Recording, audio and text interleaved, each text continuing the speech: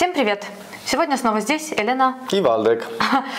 Слушайте, под прошлыми видео вы писали комментарии, и мы их читаем с большим интересом. И один комментарий, и дискуссия, которая пошла под этим комментарием, нас слегка встревожила. Мы тоже вот уже 2 недели на эту тему дискутируем, потому что это явление, в принципе, было присуще нашему постсоветскому народу, не знаю, как в Польше, но у нас такое было, такая мода на страдания и как бы сложность с акцептацией чужой радости, а сейчас это как бы обострилось. Вот о чем я говорю.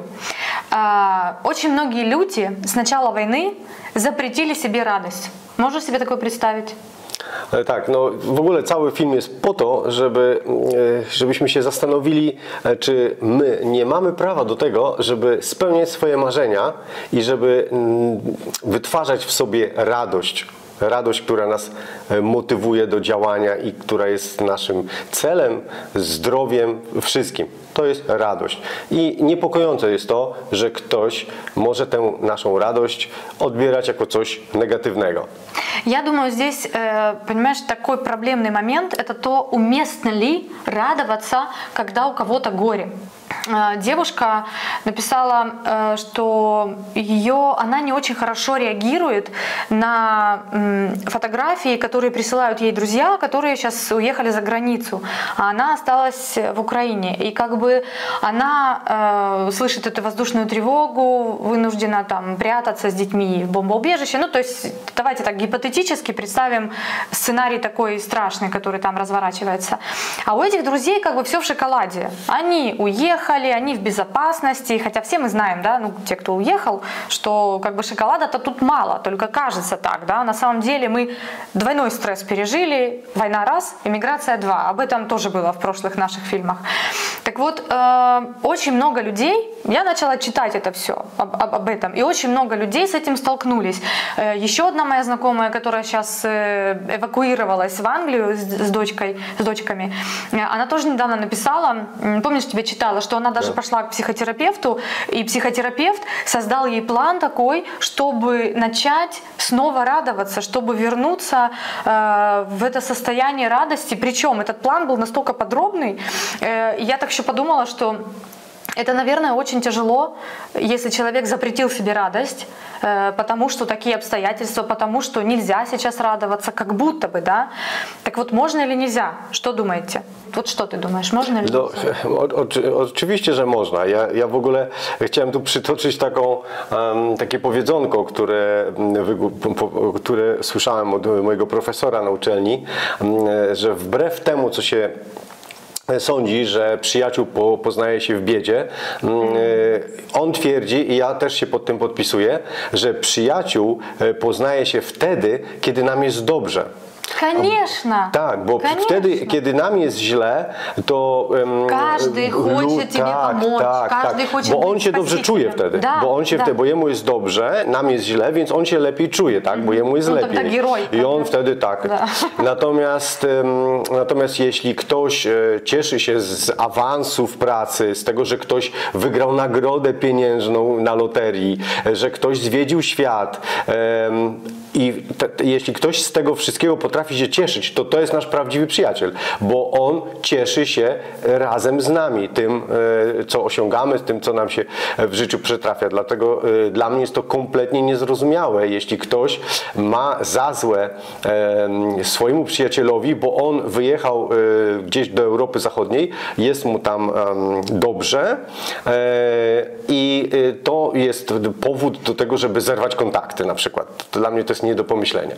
Ну а с другой стороны, понимаешь, она же, ей же больно это, и она как бы защищается. А почему? Почему? Ну, это тяжело сказать, почему. Вот я, например, не знаю, почему. Вот напишите, есть ли такой человек, которого как-то обижают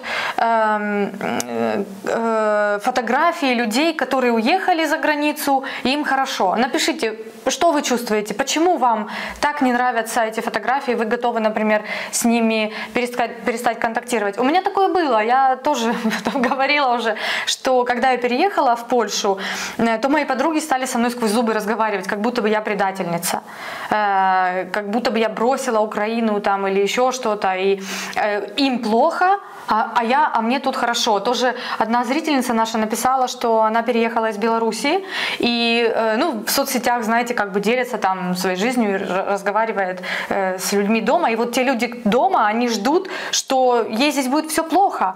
Как Лукашенко недавно где-то мем ходит по Инстаграму, что я бывал в Европе, там все задымлено и так далее. Я видел Европу, все сжато, все задымлено, все грязно. Люди трутся один от другого, толкают. Тяжело жить людям там. Так вот, все ожидают того, что вот она переехала и будет хаять этот Запад, а она приехала, ей здесь все нравится. Tak, tylko dlaczego ona się wstydziła o tym głośno mówić, pisać? To jest А почему, с другой стороны, почему те, кто остался, вместо того, чтобы, о, класс, она переехала, там, наверное, хорошо, а вдруг там все-таки хорошо, да, как-то задуматься о том, то есть, как бы навязывают такое свое, что ах ты такая, как ты можешь радоваться, почему? Знаете, мне кажется, у нас вообще сильно преувеличена роль страдания. Люди любят страдать. Вот, знаете, когда, например, кто-то чувствует себя беспомощным, то ему кажется, что когда он вызовет чувство жалости в другом человеке, то это хорошо. А я все время думаю, что тот, кто так вот сознательно пытается вызвать в других жалость, он жалок. Понимаешь, что я говорю? Rozumiesz wszystko? Jakby ta osoba już się poddała. On уже как бы проиграл сам. Tak, nie dąży do też podobnej sytuacji, że też może coś zrobić w swoim życiu, co poprawi jego status, tak? Zamiast tego źle się czuje, że innym się to właśnie udaje. И так купается в этом, что ой, мне плохо, и мне надо еще плохо, еще хуже. И мне кажется, вот это как бы такая позиция жертвы, она культивируется. A pamiętasz, oglądaliśmy taki film, kiedy właśnie rozpad rodziny nastąpił i mąż wyjechał do Stanów Zjednoczonych, a kobieta została w Polsce i ona strasznie przestała go po prostu kochać oczywiście, ale nawet go zaczęła nienawidzić, bo on tam jest szczęśliwy i tak dalej. To scena była u psychologa i właśnie ten psycholog zadał takie pytanie, a dlaczego pani nie stara się być też szczęśliwa tutaj? A ona do niego powiedziała tak, a czy to w życiu chodzi o to, żeby być szczęśliwym? I on lekarz mówi, no tak, właśnie tak. Więc wydaje mi się, że każdy ma prawo do tego, żeby to swoje szczęście budować tam, gdzie jest. Bo można być szczęśliwym zawsze i wszędzie. Tylko trzeba po prostu sobie jakoś to szczęście dopasować do sytuacji. Jeśli jest możliwość poprawienia tego szczęścia, spełnienia tych marzeń, to uważam, że każdy ma do tego prawo i jeśli komuś się to udaje, to naszym wręcz takim obowiązkiem, przyjacielskim obowiązkiem jest też z tego tym się cieszyć. Ja podam taki przykład, kiedy Elena poznaliśmy się, to ona mi powiedziała o swoich marzeniach, że właśnie chciałaby poznać Włochy. No i teraz co ja mam nie zrobić wszystkiego, żeby te jej marzenia się spełniły? Posłuchajcie, co Elena powiedziała, kiedy przyjechaliśmy do Pizy. Когда я была маленькая, я смотрела такой мультфильм, и единственное, что я знала об Италии, что тут есть башня, Пизанская башня. И смотрите, я мечтала о ней с тех пор, как мне исполнилось 11 лет. И вот я здесь. No i zadam jeszcze raz pytanie, czy ja mam zaprzestać spełniania jej marzeń, dlatego że na Ukrainie toczy się wojna? To jest pytanie. Ja nie jestem do końca o tym przekonany, bo mam czasami taki gdzieś tam z tyłu głowy taką myśl, że może trzeba coś zrobić takiego, żeby tym ludziom, którzy tam są na Ukrainie, właśnie też było lepiej. No ale I pojedynczo nie da się. My będziemy nieszczęśliwi? No więc właśnie, nie rozumiem tego. No, staramy się pomagać na ile możemy. No właśnie. I tak wydaje mi się, że to co można, to robimy. A ta nasza radość z życia, wyjazdy, wakacje, nie wiem czy chodzimy czy na saunę, czy na tenis, czy jeździmy rowerami. No bo my nie pomożemy Ukraińcom, jeśli zaczniemy siadać przed stołem i płakać. Tak? Nie pomożemy. Nie pomożemy, sobie zaszkodzimy tylko, ale to przecież не о то chodzi. Я вот об этом думала, что какой толк от того, что я буду грустная, или и так было. Я с этого дня пошла в отпуск, с 24 февраля я взяла на 2 дня отпуск, мне нужно было отдохнуть. Представьте, начинается война, и я как бы еду в отпуск, я не понимаю, где я нахожусь, что происходит, потому что для меня это было огромным шоком. Я замерзла на какое-то время, мы поехали всей семьей. Так что мне надо было плакать? Мне надо было испортить всем вокруг как бы отдых. Да, мне было тяжело. Я там, когда там оставалась одна, пыталась почитать, ну, потому что с этой мыслью надо было освоиться. И еще много месяцев понадобилось, чтобы выйти из состояния такого внутренней фрустрации. Но я думаю, что если бы, например, мы бы отменили эту поездку, то ни одному украинцу в мире лучше бы не стало. Mało tego, wyjechaliśmy tam w 8 osób. Да. No i trzeba byłoby odwołać cały И от нас wyjazd. весело поедут и твои родители. Так, но dokładnie. как бы, и я понимаю, что некоторые не могут находить в себе силы на какую-то радость, что я считаю очень плохо, потому что баланс должен быть между нашими переживаниями и нашими положительными эмоциями, которые нам позволят справляться с сложной ситуацией. Тем более, что большинство из нас, ну, наших зрителей, у нас есть дети. И нам нужно думать об их безопасности, об их здоровье психическом. А как, если мы разваленные? Знаете, у меня была такая ситуация, когда я заканчивала 11 класс, у нас был последний звонок, 11 класс, последний звонок в школе, вообще последний мой школьный звонок. И ночью нам позвонили и сказали, что семья моего дяди вся попала в аварию.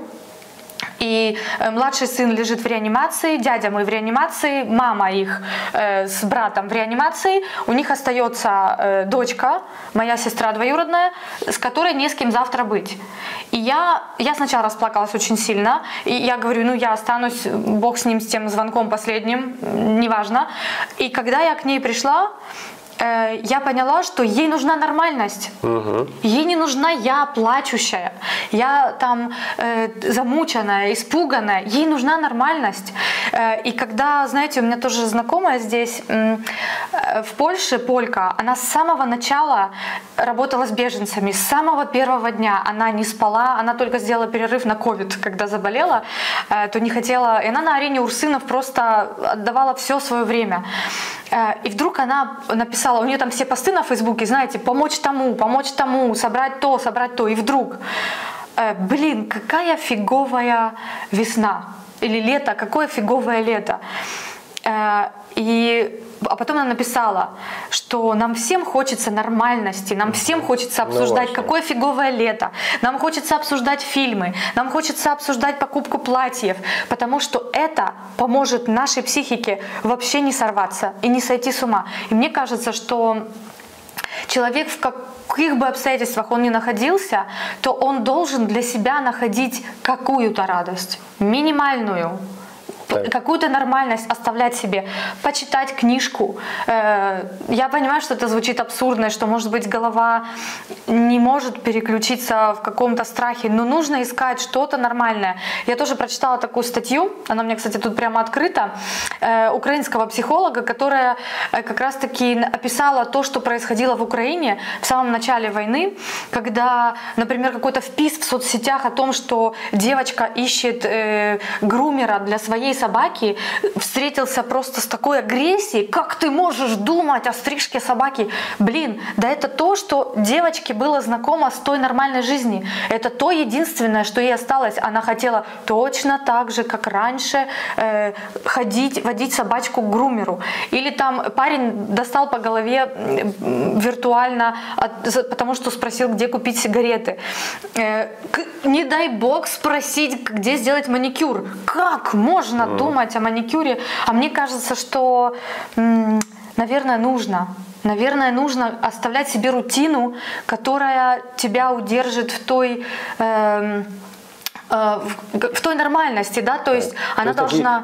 Mechanizm samoobrony też dla własnego organizmu i ciała, no bo zamartwianie się, życie w stresie doprowadza nas do chorób, do depresji i no, każdy powinien, tak jak powiedziałem wcześniej, starać się przynajmniej w tych warunkach, w których jest, to swoje szczęście budować i уж точно не стыдиться. Tak, уж dokładnie. Точно не стыдиться, что ты в безопасности. Ведь это же синдром выжившего, синдром беженца, когда чувствуешь вину за то, что ты выжил. Что такое?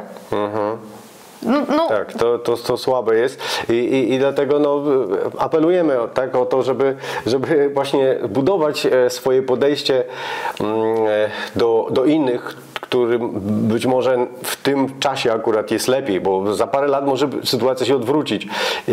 Wiecie o tym dobrze, że jeśli komuś coś dajemy, to prędzej czy później do nas wróci. Więc cieszmy się tym, że komuś się w tym momencie jakoś udało, może lepiej niż nam. Bądźmy w tym właśnie momencie przyjaciółmi. Nie zrywajmy kontaktów, absolutnie. To moim zdaniem to jest nie do pomyślenia, żeby z kimś zerwać kontakt, dlatego że on teraz jest, nie wiem, gdzieś w Europie Zachodniej i przesyła fajne fotki. Я думаю, что для него это тоже та нормальность, тот кусочек, как было раньше. Мы так высылали всегда себе, мы всегда друг у друга будем. Давайте высылать дальше себе фотографии, ничего нет в этом. Мы тоже всегда, я уезжаю в командировку, высылаю фотографию из отеля, Вальдек высылает мне фотографию из дома, и это классно. Tak, no poza tym, słuchajcie, moim zdaniem to dobrze wiedzieć, że są miejsca na świecie, w których żyje się dobrze, że to moim zdaniem jest takie optymistyczne, że przecież jest gdzieś takie miejsce, które może dla nas stanowić cel. Tak mówię tutaj o całym państwie. Przecież Ukrainę prędzej czy później trzeba będzie odbudować. I teraz pytanie, jaką Ukrainą będzie Ukraina? Jaką? Czy taką jak była, a może bardziej opartą o kulturę czy rozwój, który obserwujemy na Zachodzie. I warto, żeby ten Zachód był też przykładem, żeby nie wierzyć tylko to, że tu wszystko zadymione i to jest wszystko zgniłe i chore, tylko słuchać tych ludzi, popatrzeć właśnie, gdzie oni są, pooglądać ich zdjęcia i nawet bym powiedział tak, że trzeba to moim zdaniem na wschodzie propagować, bo no wiadomo pod jakim wpływem propagandy jesteśmy. Mówię jesteśmy, bo czytamy też to i wiemy też o Polsce, co się sądzi na wschodzie. My znamy, kiedy wklucza Rosja. Tak. W związku z tym wydaje mi się, że właśnie takie autentyczne sytuacje, które ktoś przeżywa gdzieś na zachodzie Europy, są nie tylko nienaganne, ale wręcz wymagają szerszej dystrybucji, żeby osoby, które są teraz w trudnej sytuacji, miały jakiś cel do osiągnięcia przed sobą. Zakończyć wojnę i spróbować tak zorganizować przyszłość, żeby ona, tak jak w Polsce, Polacy już nie zazdroszczą tego, co jest w Europie Zachodniej. Nie, myśmy zbudowali to tutaj i to mamy po prostu. Teraz kolej na Ukrainę. Ну да. Я только, знаешь, еще читала о том, что в такой стрессовой ситуации, тяжелой, долгой, люди теряют способность к эмпатии. То есть вообще теряют способность сопереживать. видеть эмоции другого человека, поставить себя на место другого человека. И мне кажется, что в любой ситуации надо оставаться человеком. Я очень люблю эту фразу, это мое жизненное мото: относись к другим так, как хочешь, чтобы относились к тебе. Нету другого правила. Для меня не существует. Если я хочу, если я вижу другого человека, я с ним буду поступать так, как я хочу, чтобы поступали со мной. Не этот конкретный человек, а вообще в принципе. Я помогаю, потому что знаю, что однажды помогали мне. Я хочу продолжить эту цепочку помощи, позитива. И здесь, мне кажется, очень важно задуматься о том, что когда мы обрекаем себя на страдания или вымогаем, как бы ожидаем от того, что другие будут страдать, потому что нам кажется, что это сейчас неуместно, то мы как бы хотим, чтобы страдания в мире было больше. А мне кажется, что надо, чтобы страдания в мире-то было меньше. Да. И начать надо с себя, ведь тоже есть классная фраза: если хочешь изменить мир, измени себя сначала. Измени себя, если хочешь помочь, помоги сначала всем своим родственникам, а потом неси большую сумму денег на благотворительность. Если вы чувствуете, например, что нельзя сейчас радоваться, надо что-то делать, надо что-то, помогайте, волонтерьте, не знаю, отправляйте деньги, собирайте. Мой знакомый, например, регулярно, приватно собирает на помощь, он там спрашивает, что надо, например, конкретному отряду, да, и дрон купил, теперь собирает на рации, делает жутко ПЛ, собирает на рации. Машины, вот наши друзья гоняют машины, которые там переделывают в скорой помощи. Они чувствуют, причем это белорусы, они чувствуют такую потребность. И вот моя подруга на работе, она в пятницу приходит с работы, садится, всю ночь едет, не спит там, не моется, почти ничего не ест. И потом в воскресенье возвращается, и в понедельник снова приходит на работу. Ей теперь не надо поехать на лыжи, например? Да. Надо. Ей też надо, ona też musi odpocząć od tego wszystkiego. Конечно, так? ей нужны силы, чтобы это делать. Так, и на самом деле эта тема такая очень широкая, потому что каждый чувствует что-то по-своему. Поэтому мы хотим, чтобы вы написали тоже, как вы видите эту ситуацию, сталкивались ли вы с этим, может быть, вы сами запретили себе радость. Кстати, знаете, вчера ночью мне в Инстаграме написала моя очень близкая подруга, которая как раз тоже себе запретила радоваться, которая вот с 24 февраля просто замерла и эмоционально как бы умерла. Ну и все, и силы закончились. Вот спустя какое-то время она вдруг почувствовала, что больше так не может, что надо наполнять этот мир красками. Так. Как бы ни было тяжело. Кстати, у Виктора Франкла ведь книга есть, что о его пребывании в концлагере выживали те, кто имел вот этот внутренний свет, имел смысл, и те, кто поняли, что это скоро не закончится. Первыми сдавались те, кто думал, что это скоро закончится. Не приняли реальность. А те, кто приняли, у тех было больше шансов выжить. Пишите нам о том, что думаете. Если вам понравился формат наших новых видео, когда мы сидим и разговариваем на разные сложные темы, ставьте лайк, подписывайтесь обязательно на наш канал, делитесь нашими видео с людьми, которым они могли бы помочь. Мы хотим помочь людям. Ну и увидимся совсем скоро. До zobaczenia.